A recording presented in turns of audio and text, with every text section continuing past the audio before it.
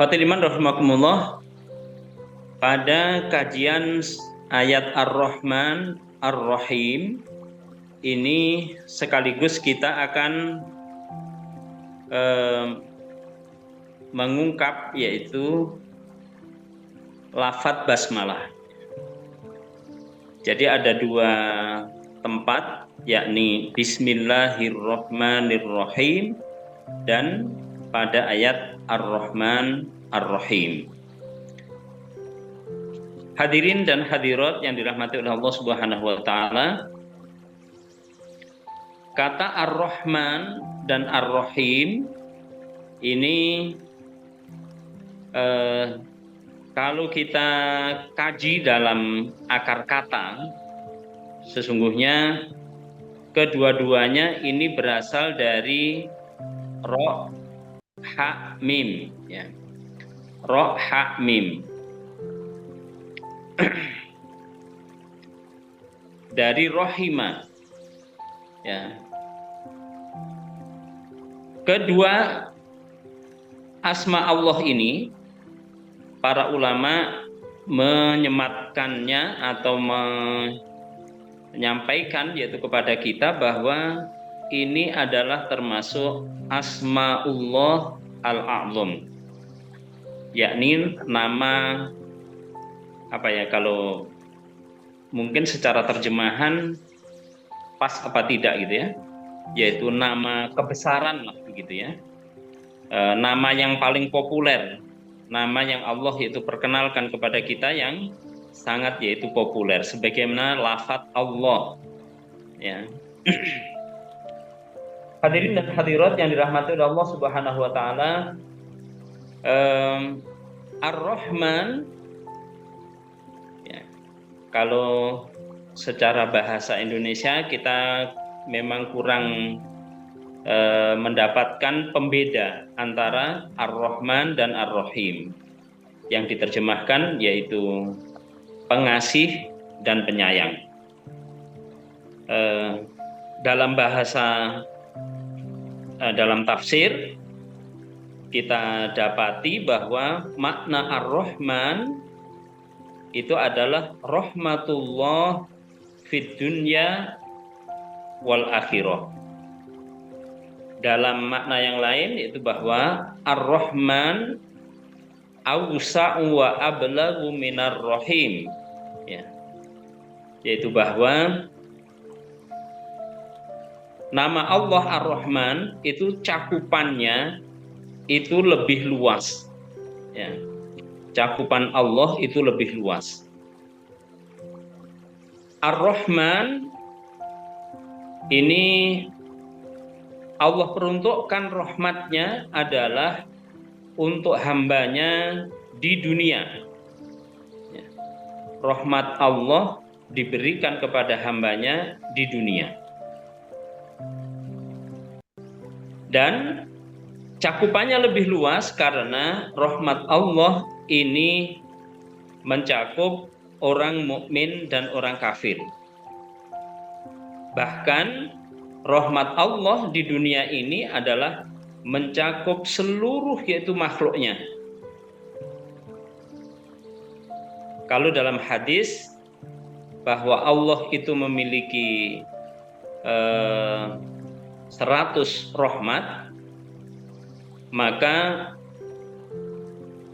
ternyata rahmat Allah yang diturunkan untuk di dunia ini adalah satu saja. Jadi satu rahmat itu Allah peruntukkan untuk kehidupan dunia ini.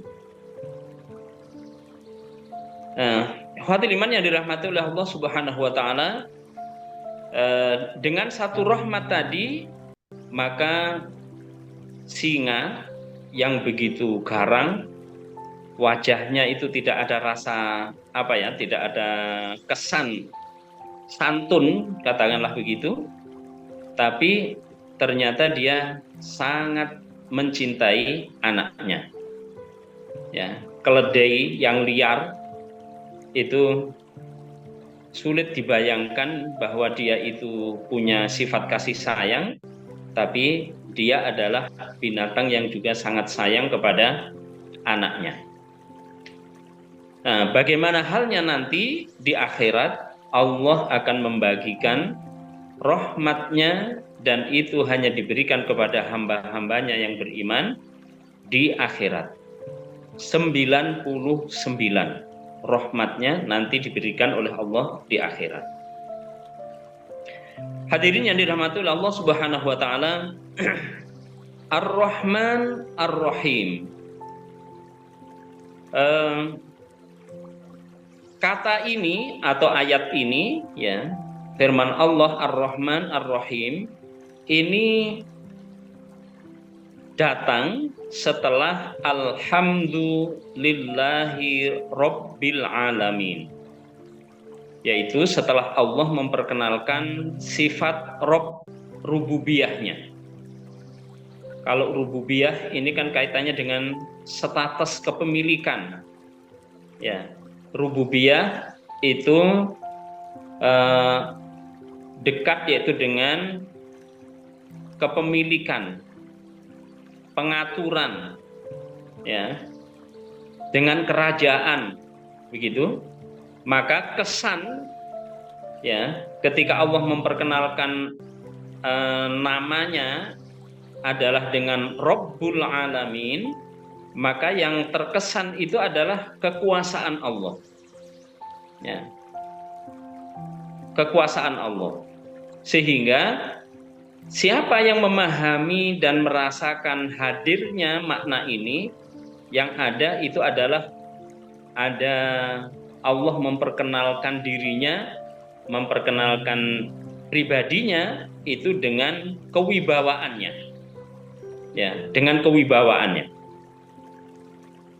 Disebutkan oleh para ulama tafsir atau yang disebutkan oleh Al-Imam Ibnu Katsir dalam tafsirnya, bahwa ketika Allah memperkenalkan alhamdulillahi rabbil alamin, maka ini ada unsur tarhib.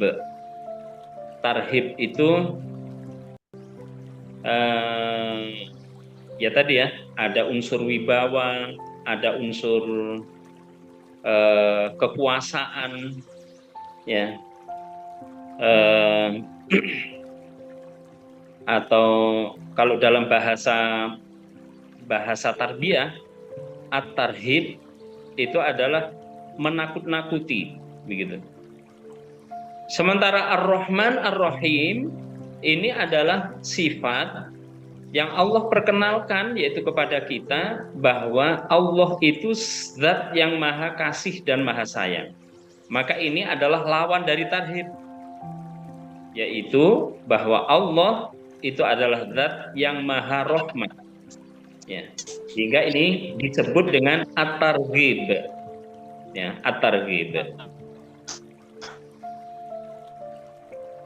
Ada sebagian ulama yang memberikan yaitu tinjauan, alhamdulillah yang dirahmati Allah Subhanahu wa taala, kalau dipandang dari unsur keseimbangan, maka mentarbiyah itu harus ada dua unsur, yakni unsur tarhib wa targhib, ya. Jadi dua unsur ini harus imbang. Kalau dari sisi yaitu bahwa at-tarhib itu dikedepankan, ya, didepankan, kemudian at-targhib, maka ada juga yaitu bahwa pencegahan itu lebih didahulukan, ya, pencegahan itu didahulukan. Maka ini tidak bertentangan dengan kaidah Islam, yakni la ilaha illallah, ya. Jadi semua unsur nilai ayat dengan konsep keislaman kita ini tidak ada yaitu yang bertentangan. Jadi dicegah terlebih dahulu, baru kemudian yaitu diperkenalkan tentang Allah Subhanahu wa taala. Ikhwatul iman yang dirahmati oleh Allah Subhanahu wa taala,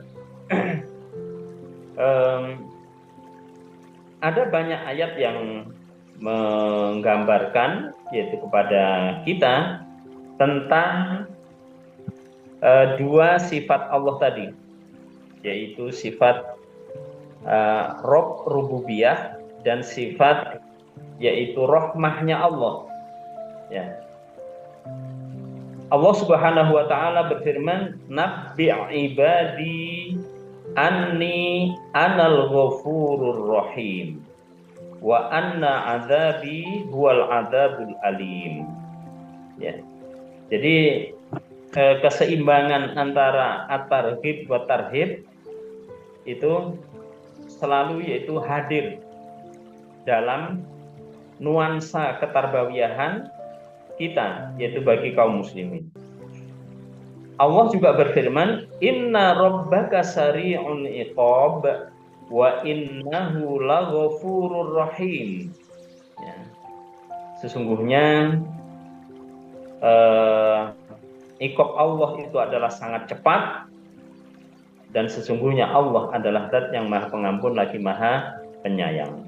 Ya. Farrabbu fihi tarhib War-Rahman War-Rahim targhib. Ya. Jadi kalau kaitannya dengan kekuasaan rububiyah, maka ini adalah ketegasan, kan begitu.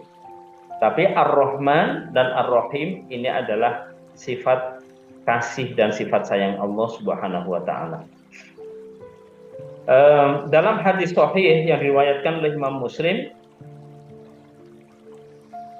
Rasulullah Shallallahu Alaihi Wasallam bersabda, "Lau ya'lamul mu'minu ma indallah minal uqubah ma tama'a min jannati." Lau ya'lamul mu'minu ma indallah minal uqubah ma tama'a min fi jannati. Sekiranya seorang mukmin itu mengetahui apa yang Allah itu sediakan dari iqabnya, ya, maka dia tidak punya harapan untuk mendapatkan surganya. Maksudnya kurang lebih begini, yang kami pahami yaitu bahwa hisab Allah ini kan sangat detail sekali, gitu ya. Hisab Allah itu sangat detail sekali. Kita niat sholat saja, ya, kalau kita niat sholat, maka sholat niat kita ini khusyuk apa tidak? Ya. Setelah itu, apakah setelah niat yang khusyuk, selama kita menjalani dari berdiri membaca Al-Fatihah, berdiri membaca surat, ruku, i'tidal, sujud, duduk, sujud, berdiri lagi, yang kurang lebih 5 menit itu, betulkah kita mampu mengendalikan suasana hati kita khusyuk kepada Allah?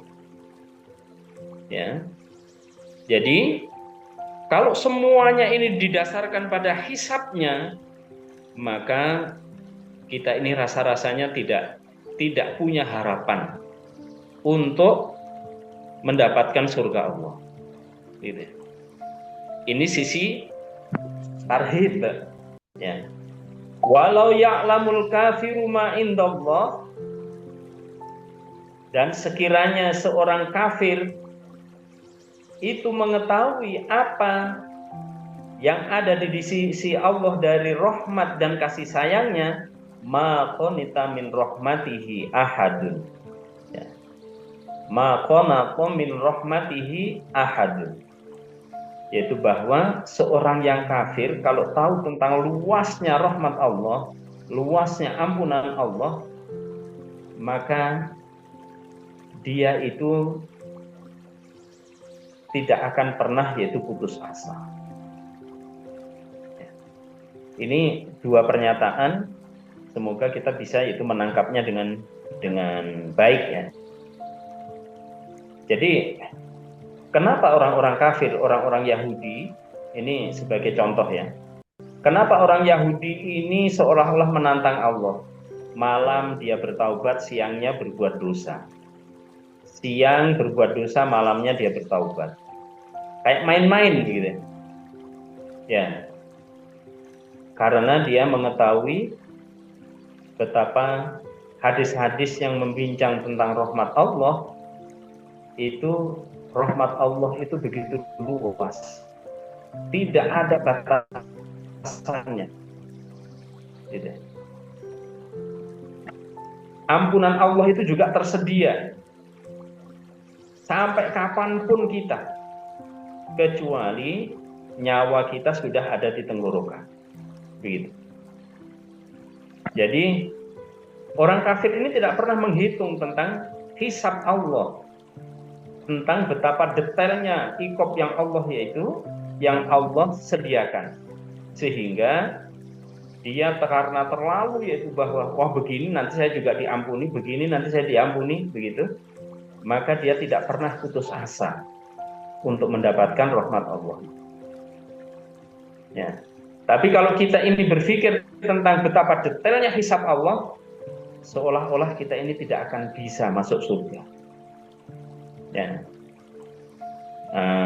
Ini antara targhib dan tarhib, antara bagaimana kita ini bisa memandu diri kita, rasa takut kita kepada Allah dan rasa harap kita ini hendaknya seimbang. Dan ternyata sisi-sisi ketarbawiyahan ini juga ternyata ada dalam Al-Quran. Ya. Sehingga kalau kemarin kita mengenal asma di antara nama surah Al-Fatihah itu adalah Al-Kafi, maka sungguh para ulama kita ini mampu untuk menangkap pesan-pesan yang begitu luar biasa tadi. Hadirin yang dirahmati oleh Allah Subhanahu wa taala, saya akan kembali ya, kepada kajian Ar-Rahman dan Ar-Rahim, ya. Ar-Rahman dan Ar-Rahim dari yaitu lafaz basmalah. Bismillahirrahmanirrahim. Ya. Bismillahirrahmanirrahim. Tadi sudah kami sampaikan yaitu bahwa sifat Ar-Rahim itu adalah lebih khusus, ya, lebih khusus, dan itu dikhususkan yaitu bagi orang-orang mukmin nanti di akhirat. Sementara Rahman yaitu sifat rahmah Allah dengan sifatnya yang Rahman itu adalah lebih umum. Siapapun akan Allah berikan rahmatnya, dan ini adalah untuk di dunia. Ya. Ini adalah untuk di dunia. Maka kalau kita perhatikan firman Allah, wa kana bil mu'minina rahima. Ini adalah sifat atau berita yang Allah akan yaitu berikan kepada orang-orang yang beriman, dan ini adalah nanti di akhirat. Hadirin yang dirahmati oleh Allah Subhanahu wa taala, saya akan menyinggung tentang lafaz basmalah. Ya. Lafaz basmalah. Ustadz Tusdi, nanti kalau ternyata itu kemarin sudah Ustadz, begitu, nanti tolong diingatkan saya bahwa Bismillahirrahmanirrahim ini adalah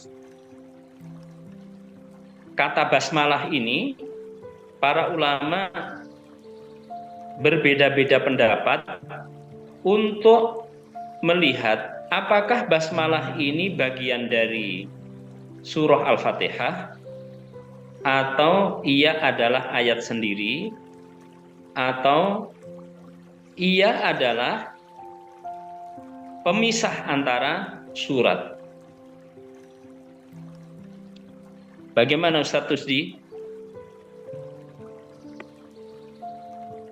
Ya Ustaz, kemarin langsung alhamdulillah.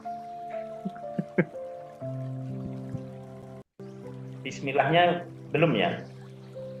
Belum Ustaz. Nah, singgung sedikit yaitu terkait dengan Bismillahirrahmanirrahim, yaitu lafaz basmalah, bahwa basmalah ini nanti akan sangat yaitu erat kaitannya dengan apakah seorang imam ketika membaca surah Al-Fatihah harus memberikan muqaddimah dulu bismillah, atau dia langsung yaitu membaca alhamdulillahirabbil alamin. Ya. Ingat, saya kemarin ini saya tidak bahas karena ada kaitannya dengan ayat Ar-Rahman Ar-Rahim. Termasuk Al-Imam Ibnu Katsir mengkaji dua ini mencukupkan dengan salah satu kajiannya. Khawatir iman yang dirahmati oleh Allah Subhanahu wa taala dan akhwat, bahwa di masyarakat kita ada dua, setidak-tidaknya ada dua. Tapi hakikatnya itu ada tiga bentuk atau madhab, di mana sebagian ada yang menyampaikan bahwa basmalah itu bagian dari surah Al-Fatihah. Sebagaimana hadis yang diriwayatkan dari Ummu Salamah bahwasanya Rasulullah Shallallahu Alaihi Wasallam membaca basmalah, qara'a al-basmalah fi awalil Fatihah fi shalah wa addaha ayat. Jadi Ummu Salamah menjelaskan bahwa Rasulullah itu kalau sholat membaca basmalah, kemudian dilanjutkan Al-Fatihah, dan dihitung itu sebagai ayat dari surah Al-Fatihah. Dalam madhab, yaitu 4 madhab yang kita kenal, ini adalah madhabnya Imam Asy-Syafi'i. Ya, madhabnya Imam Asy-Syafi'i. Karenanya di Indonesia mayoritasnya membaca basmalah. Nah, yang kedua, ada yang menyampaikan bahwa dari hadisnya Aisyah radhiyallahu anha bahwasanya Rasulullah, ini hadisnya sahih juga diriwayatkan Imam Muslim, Rasulullah Shallallahu Alaihi Wasallam kalau sholat maka yang dibaca langsung keras itu adalah alhamdulillahirabbil alamin. Ya. Alhamdulillahirabbil alamin. Nah, hadirin yang dirahmati Allah Subhanahu wa taala, dari sini maka Imam Malik dan Imam Abu Hanifah, ya, basmalah tidak dianggap bagian dari surah Al-Fatihah. Ya, berdasarkan hadis tadi dan berdasarkan hadis di mana Rasulullah Shallallahu Alaihi Wasallam tidak mengetahui batas antara surat. Ya. Hadisnya sahih dari Abu Dawud an Ibnu Abbas bahwasanya Rasulullah Shallallahu Alaihi Wasallam kana la ya'rifu fasla surah, tidak mengetahui pembatas antara surat sampai Allah menurunkan Bismillahirrahmanirrahim. Nah, khotbah iman yang dirahmati Allah Subhanahu wa taala, ada yang menggabungkan antara keduanya, yakni basmalah itu adalah bagian dari Al-Fatihah tetapi tidak dikeraskan. Jadi dia membaca alhamdulillahirabbil alamin, tapi sebelumnya dia bismillahirrahmanirrahim. Alhamdulillahirabbil alamin. Nah, ini madhabnya Imam Ahmad bin Hanbal. Karenanya kalau kita di Makkah atau di Madinah, para imam itu membaca surah Al-Fatihah, yang keras itu adalah lafaz alhamdulillah langsung. Tetapi kita juga mendengarkan bahwa para imam itu membaca basmalah juga, tapi pelan. Begitu. Khotbah iman yang dirahmati Allah Subhanahu wa taala, betapapun ketiga-tiganya ini mendapatkan pembenaran, Tapi perlu kami sampaikan karena ini adalah fenomena yang ada di masyarakat. Mudah-mudahan dengan apa yang kita ketahui, kita bisa menjadi perekat ketika berada di satu komunitas, maka kita juga bisa mendasarkan amal kita atas dasar hadis yang sahih. Ketika beda di tempat atau di komunitas yang lainnya, maka kita pun juga bisa menyesuaikannya tanpa kita ini tafrid, yaitu kita ini terlalu longgar, tetapi kita masih dalam bingkai hadis yang membenarkan perilaku kita. Tapi kita tidak jafa, yaitu kita tidak kering, tidak keras, ya.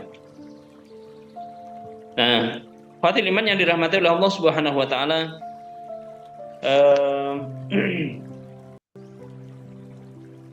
basmalah juga, Fathil Iman yang dirahmati oleh Allah Subhanahu wa taala, ada beberapa manfaat dari riwayat yang ada. Ya, setidak-tidaknya kami bacakan di sini ada 2, yaitu etika doa yang bisa yaitu kita awali dengan basmalah. Rasulullah Shallallahu Alaihi Wasallam pernah menegur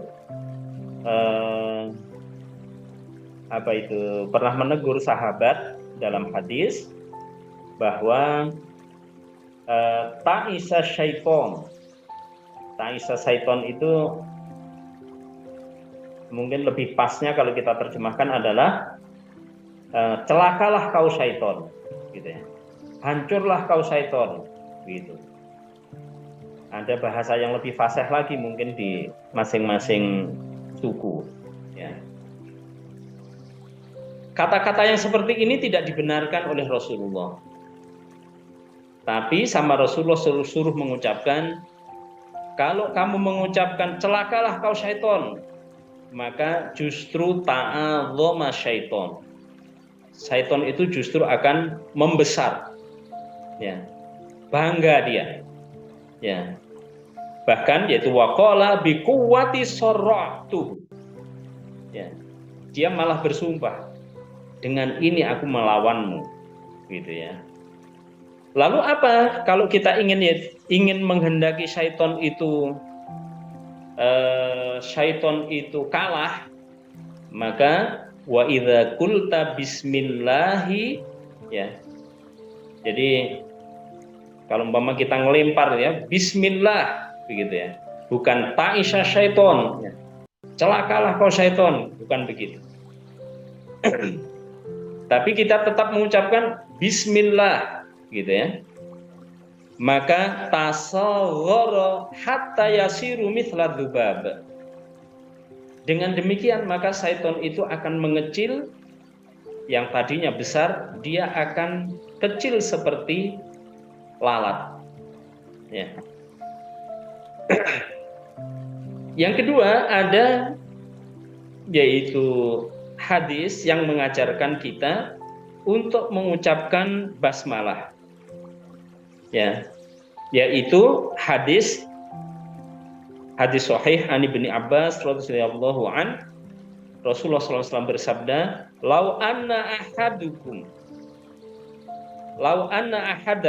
idza arada ayyatiya ahlahu, ya, sekiranya di antara kalian jika ingin mengumpuli istrinya, kemudian ia berkata, bismillahi Allahumma jannibna syaiton, bismillahi Allahumma jannibna syaiton wa jannibi syaiton ma razaqtana, ya. Ya Allah, jauhkanlah kami dari syaiton dan jauhkanlah syaiton dari apa yang engkau rizkikan kepada kami. Fa innahu, sesungguhnya, iyaqdir bainahuma walad, jika Allah itu takdirkan dalam hubungannya tadi lahir yaitu seorang anak, lam yadurhu syaiton abadan. Maka anak itu tidak akan mendapatkan madorot atau tidak mendapatkan gangguan dari syaiton selama-lamanya. Ya, saya kira ini penting sekali. Ya, doa-doa yang seperti ini untuk kita miliki, untuk kita amalkan. Ya.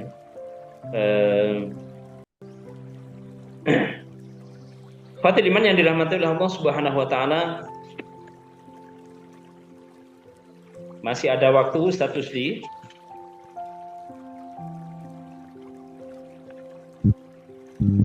Dikit lagi, Ustaz. Yeah. Dari kajian yaitu kali ini, ya, dari kajian kali ini, memahami tentang makna Ar-Rahman dan memahami makna Ar-Rahim, maka kita perlu untuk membangun, ya, membangun kemampuan kita untuk berinteraksi dengan sifat Allah Ar-Rahman dan Ar-Rahim tadi, di mana bahwa kalau sebatas kita mengenal Allah itu dengan kata terjemahan, saya yakin ini akan sangat dangkal, ya, kemampuan kita untuk bermakrifah kepada Allah Subhanahu wa taala. Tapi kalau kemudian kita ini terus menambah wawasan kita tentang makrifah kita kepada Allah, bahwa rahmat Allah seperti yang kami sampaikan tadi, ya, bayangkan bahwa 99 rahmat Allah masih akan bagikan nanti di akhirat. Kalau satu rahmat saja terjadi perang dunia pertama, kedua, dan sekarang yaitu seperti ini suasana dunia, ya, hubungan orang yaitu dalam mencari dunia juga seperti ini, kita bisa merasakan. Tapi rahmat Allah itu sebetulnya masih sangat luas sekali. Dari satu rahmat Allah itu masih banyak yang belum termanfaatkan, ya. Bagaimana halnya nanti di akhirat? 99 rahmat. Karenanya benar apa yang Allah sampaikan, ya. Dan tentu benar, ya, apa yang Allah sampaikan, bahwa kadang-kadang Allah mengungkap surga itu dengan kata tunggal. Ya, kata tunggal yaitu jannah. Tetapi luasnya jannah itu seberapa? Luasnya adalah arduha samawati wal ard. Luasnya itu seluas langit yang banyak dan bumi. Ya. Sehingga apa yang tadi, yaitu hadis yang kita sampaikan tadi, mungkin kita juga perlu untuk mengintrospeksi diri kita dengan sikap yang dimiliki oleh Abu Bakar As-Siddiq radhiyallahu an, ketika dia mendengarkan cerita Rasulullah Shallallahu alaihi wasallam bahwa nanti di akhirat ketika pintu surga telah dibuka, hisab telah dijalankan, maka orang-orang yang mukmin yang tanpa hisab dia akan masuk. Ya. Terus diikuti yaitu oleh orang-orang mukmin berikutnya. Kemudian orang-orang yang mukmin yang punya dosa, setelah dia ditebus dosanya dengan amalnya, atau setelah yaitu dia diikop terlebih dahulu, kemudian dia masuk surga. Sampai yang terakhir ada yaitu seseorang yang menyampaikan, ya, yang disampaikan oleh Rasulullah, sampai yang terakhir ada orang yang kemudian telah menjalani penyiksaan di neraka, finnar, kemudian telah selesai yaitu proses penyiksaannya dan diambil ke surga. Dia ini sudah tidak punya harapan. Apakah masih ada kiranya surga untukku, tempat untukku di surga? Maka kemudian orang ini dimandikan dan kemudian dimasukkan surga. Ternyata surga Allah itu masih sangat luas sekali. Dan ketika Abu Bakar As-Siddiq mendengarkan itu, sekiranya aku menempati tempat itu, cukuplah bagiku. Kurang lebih begitu. Nah, ikhwatul iman yang dirahmati oleh Allah Subhanahu wa taala, itu mungkin yang tadi lau ya'lamul mu'minu ma indallahi minal uqubah ma tama'a fi jannatihi ahad.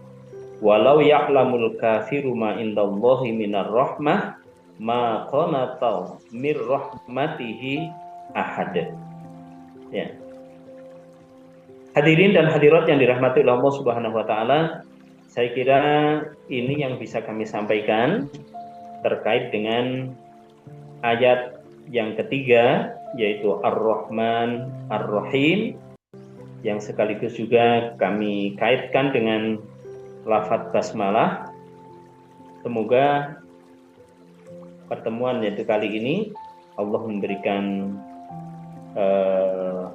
pemahaman yang lebih kepada kita semuanya, sehingga ayat demi ayat bisa kita pahami dengan baik. Dan tentu apa yang kami sampaikan masih terlalu banyak kekurangannya, artinya ada tafsir-tafsir yang lain yang bisa ikhwah sekalian jadikan sebagai tambahan untuk memperkaya pemahaman kita terhadap ayat-ayat Allah. Barakallahu fikum. Assalamualaikum warahmatullahi wabarakatuh.